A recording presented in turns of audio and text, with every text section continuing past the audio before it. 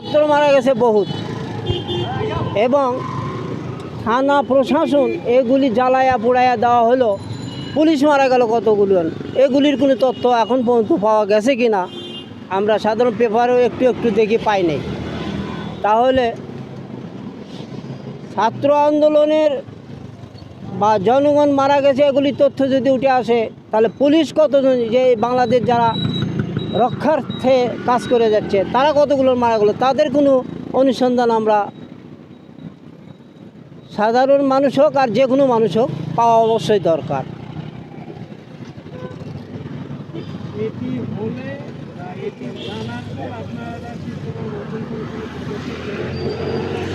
অবশ্যই এখন যদি সরকার না হয় তাহলে এগুলি সংস্কার করবে কে?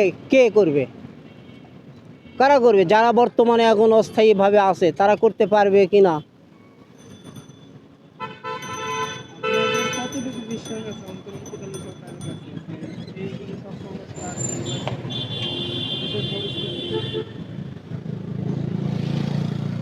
এর আগে তো একটু যে অভ্যন্তরীণ যে আন্দোলন তার মধ্যে অন্তর্বর্তী সরকার সম্পৃক্ত নয়, এই ধরনের একটি পেপারে আমি পাইছি।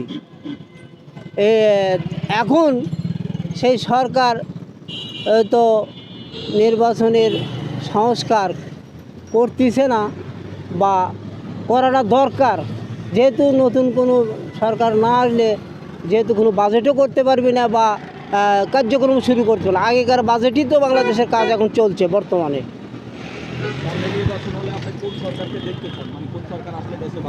যারা শান্তশিষ্ট পরিবেশে দেশটাকে চালাতে পারবে তারা তাদেরই দরকার।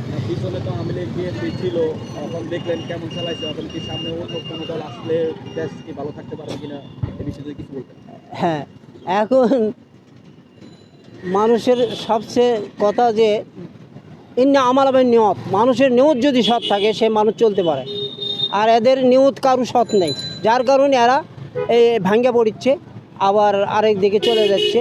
এই আজকে ডক্টর কামাল সাহেব ছিল কোথায়, আবার সেখানে থেকে সে পরশু দিনই বিবৃতি দিচ্ছে যে যাই হোক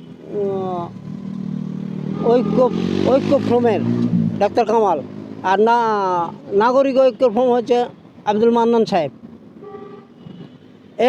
এরা তো আজ কয়েকদিন ধরে তো পেপারে মান্নানের কোনো খবরই দেখা যায়, তাই ডাক্তারের দেখলাম কালকে। তা যাই হোক, এখন বাংলাদেশ যদি এদের নিয়ত সৎ থাকে, বিএনপি কি আর জামাত কি আর আওয়ামী লীগ কি, এদের চরিত্র যদি পাল্টায়, নিজেরা নিজেকে যদি পাল্টায় না ফেলে, তাহলে দেশ চালান কঠিন ব্যবস্থা হয়ে পড়বে।